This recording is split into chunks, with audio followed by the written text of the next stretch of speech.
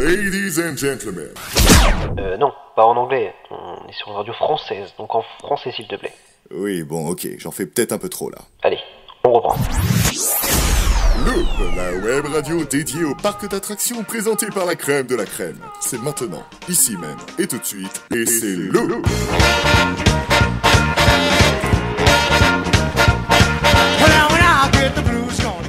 Hey, amis loopers, bonjour et bienvenue.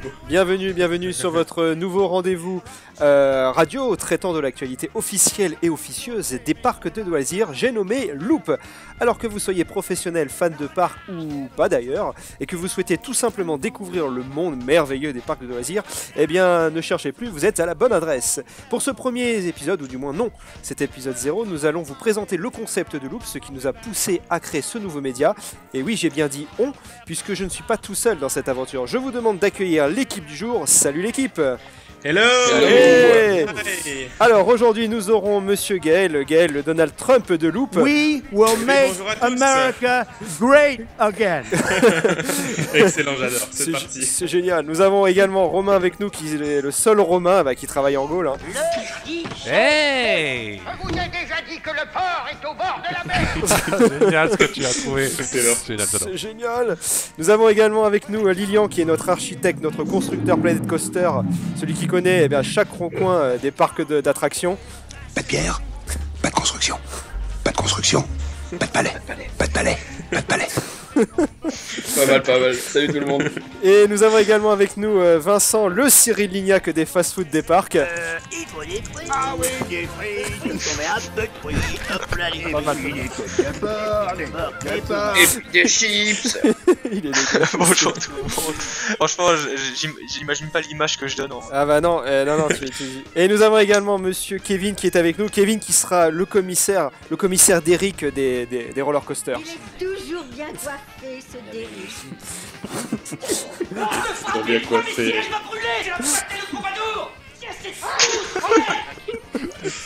Oh la beaufitude. C'est la beau. Tout le monde va bien? Ça va, super, et ça va, ça va. Ok, eh bien écoutez, merci à vous pour votre présence et bienvenue dans Loop.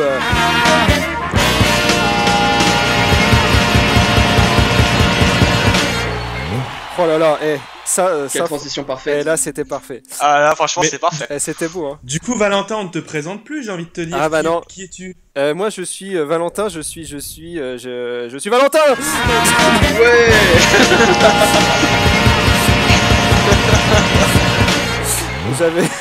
J'avais pas fait de T'aurais pu jingle. te créer un petit générique quand même. C'est vrai que j'avais pas fait de jingle à mon nom.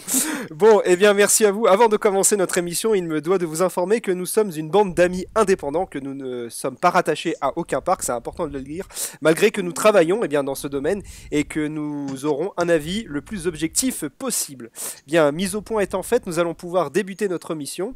Alors Loop, il y a beaucoup de divertissement, mais il y a aussi de l'info, et nous allons débuter notre première rubrique avec Vincent et Gaël ici présent. Première rubrique qui s'intitule L'info à la loupe.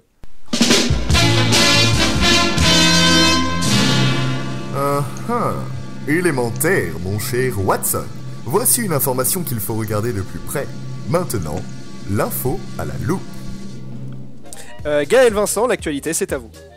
Je t'en prie, Gaël. Et oui, mon cher Valentin, merci Vincent. Alors, nous proposera dès aujourd'hui une actualité brève et concise de notre industrie pour que vous soyez informés au plus près de ce qui se passe.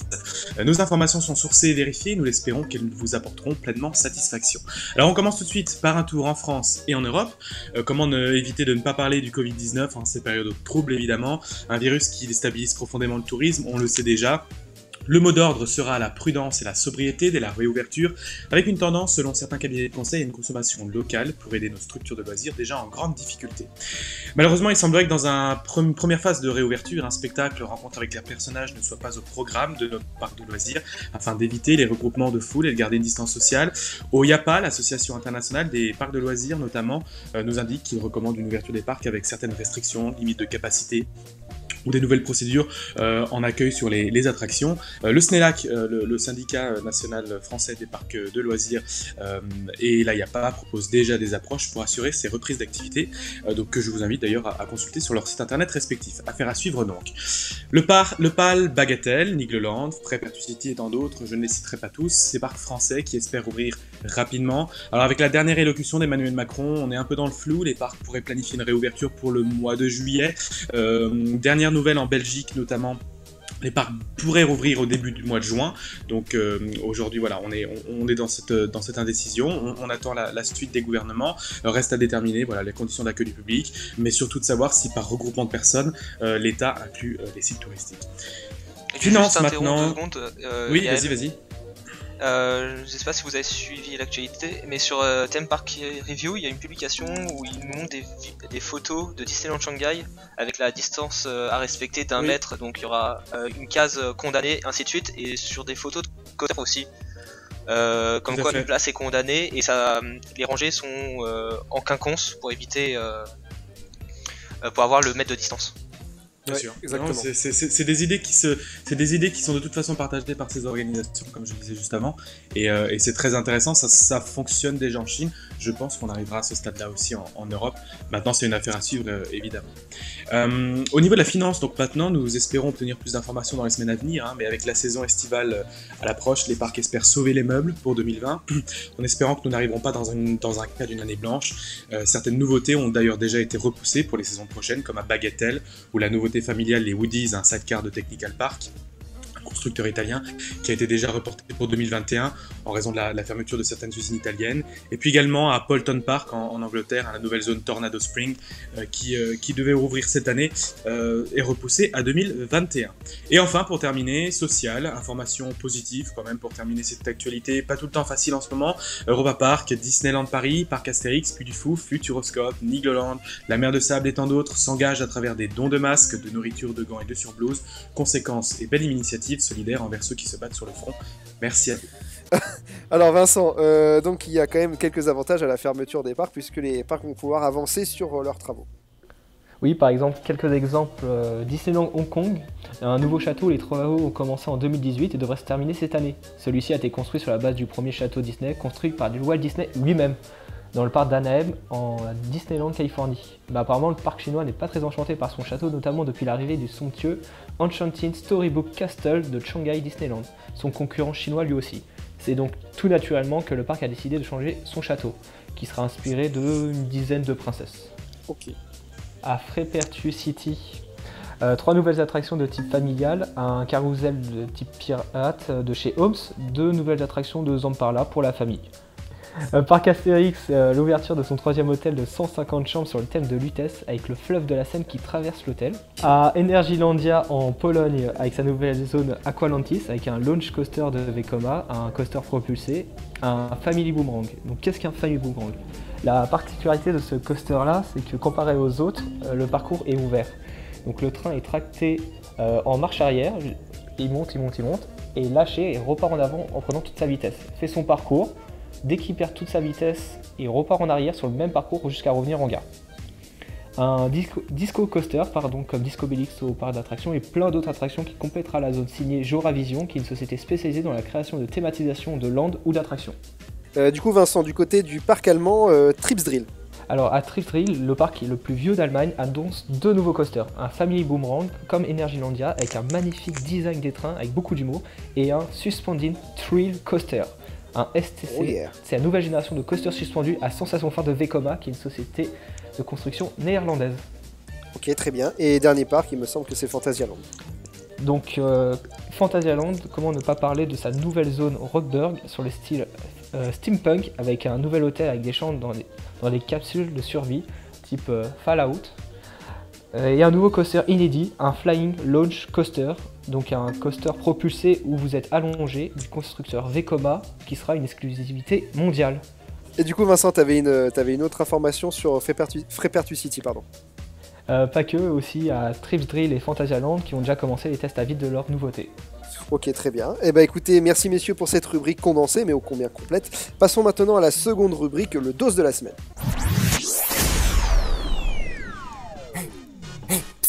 Tu l'as vu? quoi? Bah, l'actu. Allez, tous les trucs à ne pas louper sont dans les dossiers de la semaine. Donc le dos de la semaine qui vous proposera tout à chaque émission, une analyse de notre équipe, de découvrir des thèmes divers et variés, toujours bien évidemment en rapport avec les parcs de loisirs. Émission 0 oblige, nous allons aujourd'hui nous pencher sur ce qui nous a poussé à créer Loop et surtout pourquoi nous nous plaçons tout simplement comme connaisseurs de parcs d'attractions. Donc Gaël, est-ce que tu voulais intervenir en premier ? Oui, je pense que c'est hyper intéressant, nous, notre esprit et notre idée de base pour développer ce format d'actualité Loop, c'est vraiment de toucher les amateurs jusqu'aux professionnels, et puis on passe aussi par les novices, hein, pour tous ceux qui viennent de rejoindre notre industrie, qui ne la connaissent pas encore. On est là vraiment pour informer, on est là vraiment pour expliquer les choses, et c'est ce qui vraiment nous tient à cœur. Comme dit, on essaye de garder le regard le plus objectif possible, parce que voilà, on est là pour informer, expliquer encore une fois, et c'est ce qui composera en tout cas le cœur de nos actualités et de nos débats. C'est ça, comme on l'a dit dans le générique, c'était avant tout que vous soyez expert, que vous connaissez bien les parcs, que vous soyez fan parc ou juste que vous souhaitez découvrir ce milieu. C'est vrai que c'est à ça que va servir en tout cas Loop, on l'espère du moins. Et on trouvait, et Valentin, on trouvait justement que dans toute la multiplication, le choix qu'on a aujourd'hui en tant qu'actualité dans nos industries qui est grand, hein, qui est très intéressant parce qu'il y a vraiment tout. On voulait essayer de faire des synthèses tout simplement, de prendre l'essentiel, quand vous allumez Loop, quand vous avez ce podcast avec vous, voilà, vous avez en une demi-heure chaque semaine le condensé de tout ce qui a pu se dire, et puis c'est de regrouper tous ces métiers, tous ces avis, tous ces débats, et puis essayer d'en faire quelque chose de constructif pour qu'on donne la meilleure actualité possible en tout cas. Exactement. Est-ce que quelqu'un voulait rajouter quelque chose ? Bon courage pour la personne qui passe juste après Gaël. Non, mais je pense qu'il a tout dit dans tous les cas, je pense qu'on est tous d'accord sur ce qu'il a dit. Hein. Après si, voilà, c'est aussi, on a des statuts qui sont plus ou moins différents, même si c'est toujours dans le domaine des parcs justement de loisirs, on a chacun des points de vue qui peuvent différer et qui sont à la fois professionnels et objectifs et personnels, quoi. Exactement. Bien sûr, tout à fait. Voilà, quoi. Après, ce qu'il faut savoir, c'est qu'on est tous park fun ou coaster fun dans l'équipe, et que le but c'est d'échanger entre nous et avec vous, quoi. Exactement. C'est ça, tout à fait. Donc si vous avez des questions, n'hésitez pas dans les commentaires, revenez vers nous et on est là, on essayera d'y répondre quand on a la réponse, et quand on l'a pas, on essaie de la chercher au mieux. Exactement. Et c'est sur ces belles paroles. Notre passion jusqu'au bout. Exactement, puisque nous sommes avant tout des passionnés. Et bien c'est sur ces. Exactement. Et c'est ça qui est beau. Exactement. Exactement. C'est un peu lourd. Donc, c'est très lourd. C'est sur ces belles paroles donc nous allons pouvoir continuer notre émission avec la rubrique Le saviez-vous ? Hey toi là, oui toi derrière ton écran. Tu savais que le parc Astérix avait été construit sur un ancien cimetière indien ? Non ? Logique, c'est faux. Par contre, ce qui va être dit maintenant tout de suite ici, c'est totalement vrai. Vous êtes prêts ? Allez, c'est le saviez-vous ?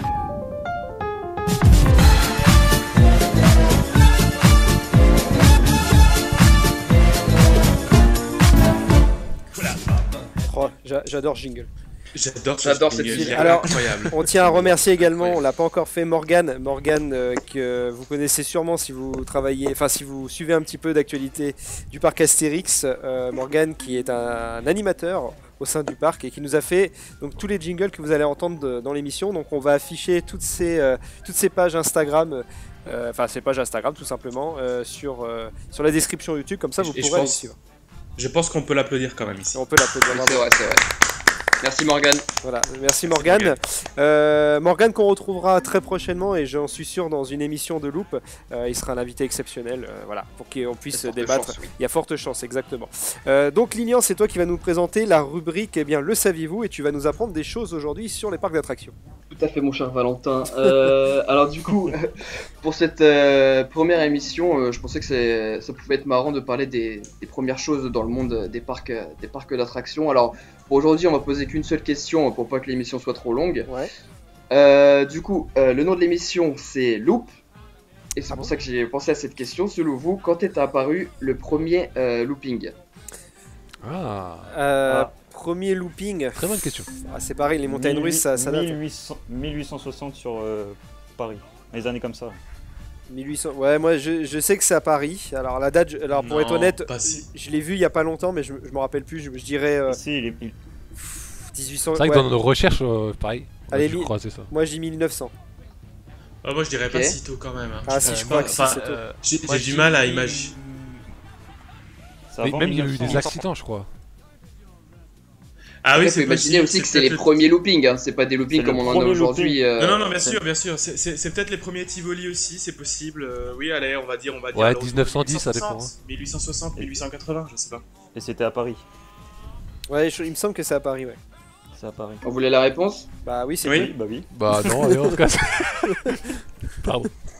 Bon bah du coup la rubrique elle est finie, voilà, merci à tous. C'était bien, bravo. Alors du coup, je tiens à citer ma source déjà pour commencer, c'est Parkéologie, donc c'est un mec qui fait des vidéos sur YouTube qui sont vraiment ultra intéressantes, je vous invite vraiment à aller voir ses vidéos. Okay. Il a fait une vidéo du coup sur le looping principalement, et c'est de là donc je tiens à ma réponse. Ouais. Et cette réponse c'est 1842. Ah j'étais pas loin. Hein. Bah je suis loin. Bravo. C'est 1842 et ce n'est pas là où vous avez dit. En fait, c'est au Royaume-Uni que ça a commencé à apparaître de façon temporaire. Et c'est donc en 1842, hein, et c'est ensuite en 1846 au Havre, dans les jardins Frascati, que c'est resté de façon permanente. Du coup, l'attraction en fait, c'était pas un coaster comme on l'entend aujourd'hui avec un circuit fermé, hein, c'était un circuit ouvert. En fait, c'était une montée, le looping et une autre montée en fait. Et le tout en fait ça faisait à peu près ça faisait 9 mètres de haut, et le looping en lui-même il faisait 4 mètres. Ouais quand même, ça devait... Ouais mais je sais pas si vous vous rendez compte à quel point c'est serré en fait. Oui si. C'était violent. Ouais, violent.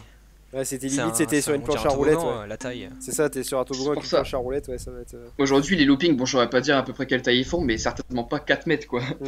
Ouais, c'est clair. Surtout que là, les premiers loopings, c'était pas la forme elliptique comme on la connaît aujourd'hui, c'était vraiment un rond parfait, quoi, un cercle en fait. Et du coup, on se prenait beaucoup de force G dans la tête, quoi. Ok, très bien. Merci Lilian pour cette information à la loupe, encore une fois. Je t'en prie. Et nous allons maintenant enchaîner dans notre ultime rubrique, et sûrement l'ultime combat pour certains, le duel.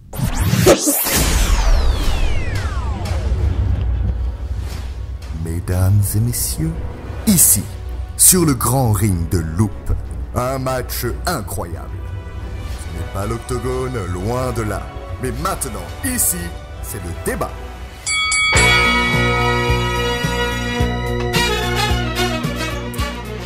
Effectivement, dernière rubrique, le duel qui mettra donc en compétition deux membres de notre équipe qui devront chacun se battre et surtout nous convaincre pour sortir vainqueur de cet affrontement. Les règles sont simples, 1 minute par personne pour tout donner, un vote final, mais attention, pas d'entourloupe. Donc pour cette émission 0, nous avons changé quelques règles, nous allons tous nous affronter pour élire notre plus beau coaster que nous ayons jamais fait. 30 secondes exceptionnellement par personne aujourd'hui et interdiction de voter pour soi. Est-ce que vous êtes prêts? On est prêts. Oui, mais du coup alors c'est l'avis, c'est pas le débat. C'est ton avis, mais après il faudra donc maintenant, puisque ça te fait rire, Gaël, tu vas commencer. Okay, bon, allez, bah, écoute. 30 secondes, écoute, Gaël, c'est parti. Ouais, bah moi c'est l'Eurosat, alors c'est une histoire personnelle et de famille, et puis c'est mon parc de cœur aussi, Europa Park en Allemagne. L'Eurosat dans la version originale, même si dans la version actuelle est très très bien réussie évidemment, mais c'est dans ce grand dôme géodésique, voilà, cette attraction intérieure qui fait que 60 km/h, hein, qui donnait qu'une accélération maximale de 4G, mais voilà, il y avait une ambiance particulière, c'est l'ambiance du thème de l'espace, voilà, il y a une histoire d'amour avec cette attraction que j'apprécie beaucoup. Ok, est-ce qu'on peut apporter un mouchoir à Gaël, s'il vous plaît? Parce que je crois qu'il est très très ému. Ok. Je suis en train de pleurer là. Ok, merci Gaël. Romain, c'est à toi. 30 secondes, top. Donc ouais, nous on a besoin vraiment de sensations fortes parce que 60 km/h c'est vraiment très très faible. Donc on est passé direct sur Taron à Phantasialand, un multi-loge coaster qui cette fois va pas à 60 mais à plus de 110 km/h dans un domaine, dans un décor je veux dire exceptionnel, dans un pays scandinave. Donc c'est magnifique, les trains sont originaux, pour le coup, et on prend toute la sensation dans le visage, on prend tout, c'est magnifique, le son est calé sur l'attraction, c'est un tout, c'est dans un espace ultra restreint. On va oui, c'est... ok, merci Romain. Ça y est, il était parti Romain. Il était dessus là, ça se voyait. On ne l'arrête plus. Alors, est-ce que notre correspondant en direct de la région parisienne, Vincent, va pouvoir essayer de s'exprimer? Ok, pour moi ça serait Hagrid Motorbike... Adventures. Creature Adventures. Alors, je vais faire un point. Firme Harry Potter, nouveauté 2019, Intamin, le meilleur constructeur du monde. Un launch coaster avec 7 zones, plus de 70 km à l'heure, plein d'animatronics, des prouesses techniques parce qu'il y a des marches en avant, marches en arrière, le rail qui descend en chute libre de 5 mètres, animatronics je crois je l'ai dit, et le fait d'être sur une moto, l'impression de faire tous les virages serrés, de monter, descendre comme si c'est nous qui pilotions l'attraction, voilà, point. Ok, c'était beau, je suis tout ému. C'est concis, hein. C'est concis, clair, net et précis. Bah 30 secondes c'est compliqué aussi. Voilà. Allez Kevin, à toi. Alors moi je vous emmène à Efteling, oui je t'emmène à Efteling faire le Hollandais volant. Un water coaster. Top. T'aurais pu prendre la... Non mais attendez, laissez-lui ces 30 secondes quand même. T'aurais pu prendre en néerlandais le nom. Allez, on lui laisse ses 30 secondes. J'ai essayé, je me suis entraîné, c'est pas possible. Allez, 30 secondes. Donc oui, je t'emmène à Efteling faire le Hollandais volant. Alors c'est un water coaster, mais pas de rapidité, quoi que ce soit, même si c'est très très familial, mais plutôt par l'ambiance. Déjà dans la file d'attente où tu rentres directement dans le décor en lui-même. Ensuite au niveau de la gare qui rappelle un peu Pirates des Caraïbes et les quartiers hollandais et tout ça. C'est très très joli et une très très belle attraction que je recommande. Ok, très bien. D'accord. Et du coup, en néerlandais, c'est des Flingende Hollander. Voilà. Exactement, Gaël. Exactement. Eh bah oui, hein, c'est... We will make America great again. Merci, merci. Et je crois que c'est à moi, mais malheureusement, j'ai pas de coaster en tête. Non, si je devais choisir un coaster, moi, c'était Taron aussi. Attendez, je me mets un chrono aussi, 30 secondes. Non, Taron moi aussi, parce que déjà le land est magnifique, c'est un land un peu scandinave, un peu moyenâgeux, un peu Game of Thrones, hein, pour ceux qui connaissent un peu la série. Donc c'est très sympa, la musique un peu celtique aussi, c'est super sympa. Et puis le coaster en lui-même est très fluide, pas d'inversion. Ça peut être bizarre pour un coaster, mais pas d'inversion. Donc à première vue on peut être déçu, mais non, les sensations sont vraiment géniales. Double propulsion, comme ils l'ont dit mes confrères, et musique synchronisée, le coaster parfait. Oui, mais alors tu vois, je rebondis sur tout ce qu'on a dit, j'ai hâte de tester le Mission Mars à Futuroscope, parce que je pense qu'on peut être surpris quand même de beaucoup de choses, ça peut être intéressant. À voir, parce que je sais pas trop ce que ça peut donner, à voir. Mais bon, pourquoi pas, hein. Il me semble que c'est 17 millions d'investis là-dessus. Ouais, c'est... Du coup, il me semble. Ouais, sûrement. Du coup, les résultats, bon ben voilà, Taron je crois l'emporte un peu. C'est ça, je crois que Taron va gagner. Mais bon, c'est... Avec Kevin, on est d'accord, c'est un peu la solution facile que vous avez trouvée. Donc... Oh, la solution facile, ça veut dire quoi? Tout de suite, c'est la solution facile. Pour un petit parc qui n'est pas aussi connu que certains, oui, c'est pas mal. C'est très bon. Ah ouais, c'est vrai que Taron est exceptionnel. Ah oui. Et il y reste Lilian qui ne l'a pas encore donné son attraction, Lilian qu'on a retrouvé. Oui, c'est bon, je suis revenu. Ok, et Lilian, du coup, pareil, tu as 30 secondes pour nous donner ton attraction préférée. Top. Ok, bah moi du coup j'ai choisi Rock 'n' Roller Coaster, c'est mon premier coaster à launch, donc à propulsion, et c'est mon premier coaster aussi avec des inversions. C'est mon coaster préféré moi parce que je suis fan déjà de musique en général, mais encore plus du genre rock, hard rock, metal, etc. Et je suis aussi park fan, coaster fan, donc l'association des deux pour moi c'était juste parfait, je peux pas choisir un autre coaster. Ça serait me trahir moi-même entre guillemets, et je suis du coup comme je l'ai dit aussi un grand fan de Théma, et je pense qu'on est tous d'accord pour dire que la Théma elle est ultra poussée sur cette attraction là. C'est vrai. Et après le coaster en lui-même, je sais que certains l'apprécient pas trop parce qu'il est mou, etc. Mais moi je le trouve quand même impressionnant, enfin surtout sur le début avec le launch déjà qui est quand même pas mal, on est à peu près 100 km/h. Et surtout le rollover qui est du coup devenu mon inversion préférée, donc la première inversion qu'on entame juste après la propulsion. Et, et puis voilà. Attention, ouais c'est bon, les 30 secondes sont atteints. Ok, merci. Alors, du coup Lilian, t'as dit que c'était ton premier, c'est ça? Launch coaster? C'est mon premier coaster à launch et à inversion. Tu t'avais pas fait Space Mountain avant? Non, moi c'était Rock d'abord. Et du coup, t'as hâte de faire avec le Land Marvel? En fait, voilà, comme beaucoup de gens, ça m'a fait un peu chier que le thème Aerosmith parte. Mais j'aime quand même la licence Marvel. Et je pense qu'avec Iron Man, on sait que, enfin pour ceux qui connaissent Iron Man, ouais, ils utilisent les musiques d'ACDC en fait. ACDC c'est aussi un groupe que j'adore, donc j'espère, et je pense qu'on l'espère tous, même qu'il y aura du ACDC dans l'audio du train directement. Ah, je pense. Pour moi c'est un choix logique. Oui, ce sera un clin d'œil ça sera un clin d'œil sympa à l'ancienne attraction Rock. Tout à fait, ouais. Donc c'est pour ça que j'espère vraiment qu'ils vont faire ça, on verra bien. Et ils ont annoncé que ça sera des nouveaux trains Vekoma ou c'est encore les anciens? Oh bah c'est obligé qu'ils les changent, en tout cas au moins. Non, ça sera des nouveaux. Bah oui, parce que le design des trains c'est des voitures un peu américaines rock, donc je pense qu'ils vont quand même le changer. Ok. Après le châssis je sais pas, mais en tout cas au moins la coque en plastique, enfin la coque de protection du train quoi. Oui, ouais. Le coque en plastique, oui. On le saura effectivement. À débattre dans une nouvelle émission Loop, exactement. Kevin. Tout à fait. Oui, Gaël. Kevin, j'ai dit une bêtise, je préfère me corriger, mais c'est pas des Fliegende Holländer, c'est des Flirende Holländer.